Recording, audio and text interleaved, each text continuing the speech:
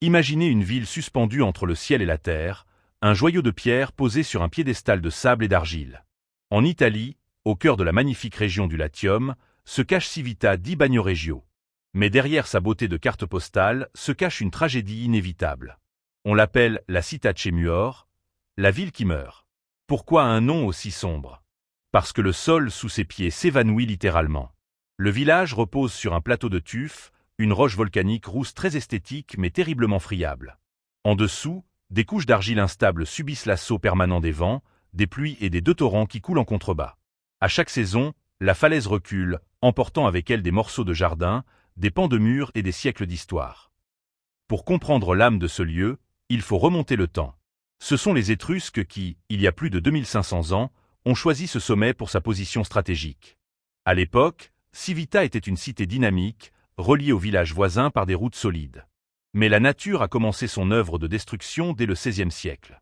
En 1695, un tremblement de terre dévastateur a provoqué un glissement de terrain colossal, isolant définitivement le village de sa ville-sœur, Bagnoregio. Depuis ce jour, la ville se réduit comme une peau de chagrin. Ce qui était autrefois une place de marché peut aujourd'hui se terminer brutalement par un précipice vertigineux.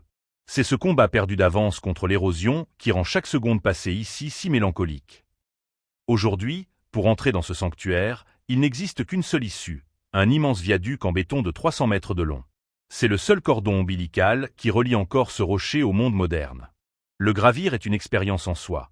Le vent s'y engouffre, et plus on monte, plus on a l'impression de quitter le XXIe siècle.